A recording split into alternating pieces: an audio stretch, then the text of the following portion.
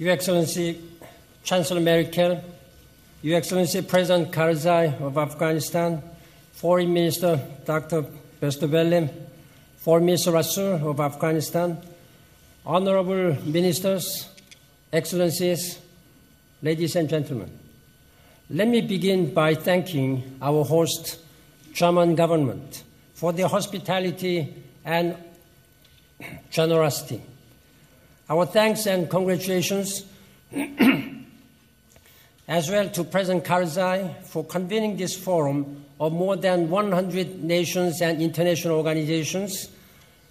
Ladies and gentlemen, 10 years ago, leaders joined here in Bonn in the wake of terrible terrorist attacks.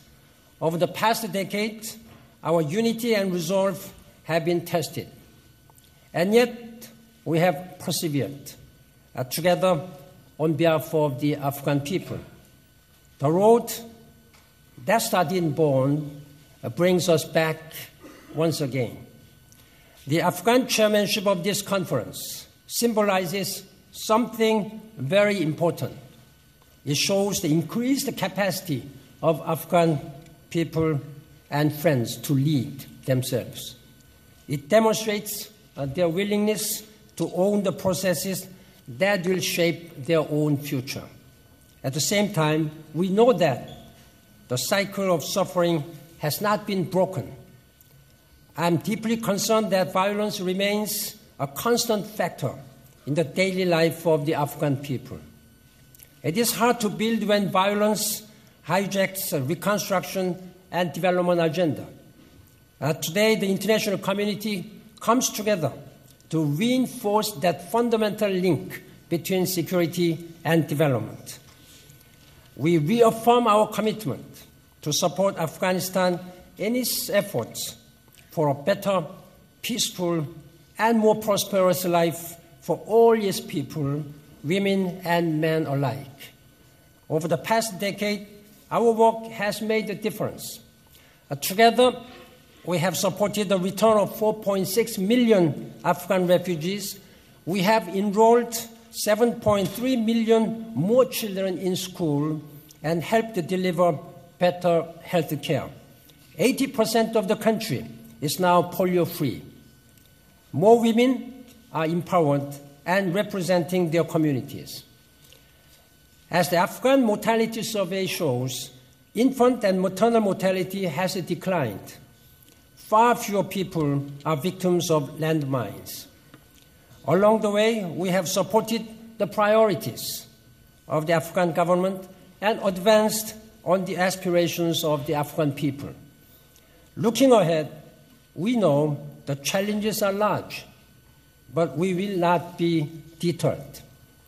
Ladies and gentlemen, Excellencies, the theme of this conference sums up the challenge before us, from transition to transformation.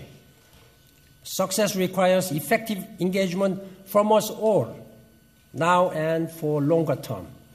Above all, that requires reconciliation.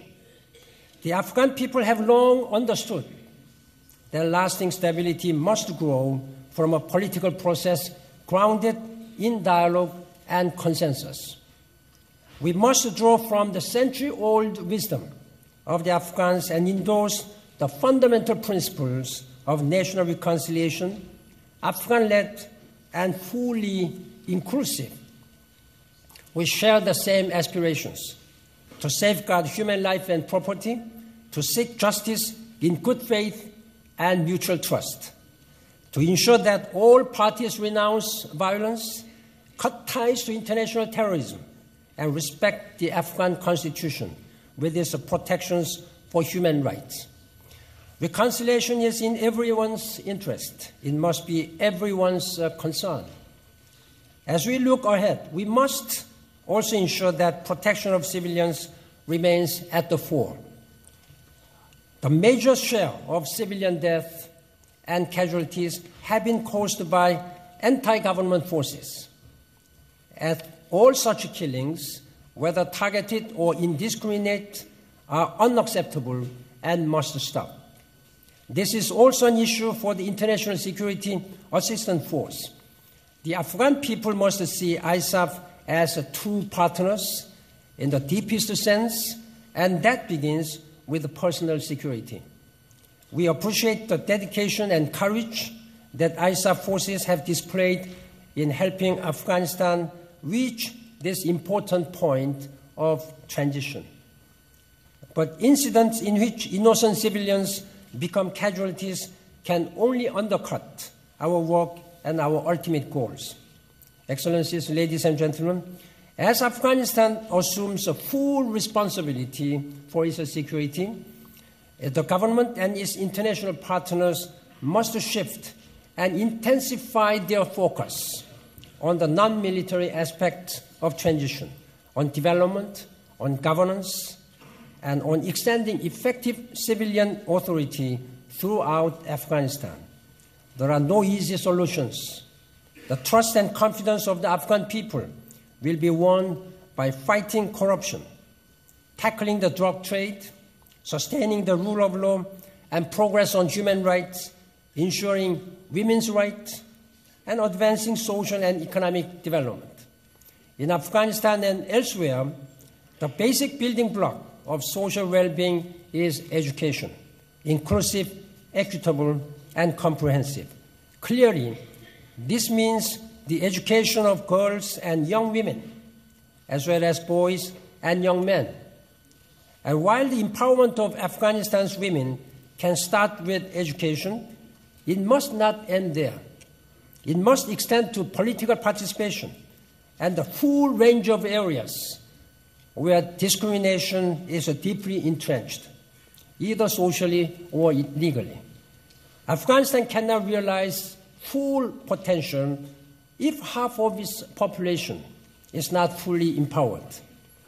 Excellencies, ladies and gentlemen, the regional dimension is crucial. Afghanistan is not an island. It must be moored in the broader stream of regional commerce and development. Regional cooperation is essential for addressing transitional threats, organized crime, tackling illicit drugs, and the links between these activities and terrorism. To Afghanistan's neighbors, Iran, Pakistan, Tajikistan, Turkmenistan, and Uzbekistan, let me stress that your cooperative understanding will be indispensable to peace and reconciliation. Political reconciliation in Afghanistan can proceed only if it is supported by its neighbors. To all other friends of Afghanistan, near and far, let us build on the momentum of previous meetings such as this one and recommit ourselves to practical, coherent, and concerted action by us all. To the people of Afghanistan, especially, let me say that the United Nations will be there for you to listen and to help in every way possible. The United Nations was there well before 2001, and we will be there well beyond 2014. We are in the process of reviewing our roles and activities to best serve Afghanistan. We are doing so in line with requirements of the transition process, the mandates of the Security Council, and above all, the expectations of Afghan government and people. In closing, I would like to express my immense gratitude to the United Nations Special Representative, Mr. Staffan de Mistura, for his dedication, service, and leadership of the United Nations Assistance Mission in Afghanistan. He is returning to Italy as Under-Secretary of State, and I wish him all the best. But we look forward to working with him closely, even more and stronger in his new capacity. And I want to warmly welcome and introduce to all of you Mr. Jan Kubis, who will be succeeding Mr. de Mistura. I'm certain that with his wealth of experience and know-how, he can count on full support and cooperation as he undertakes another very challenging mission. And I wish him all the best, and I hope that all of you render full cooperation and support for the United Nations role. And I thank you very much for your leadership and support. Thank you.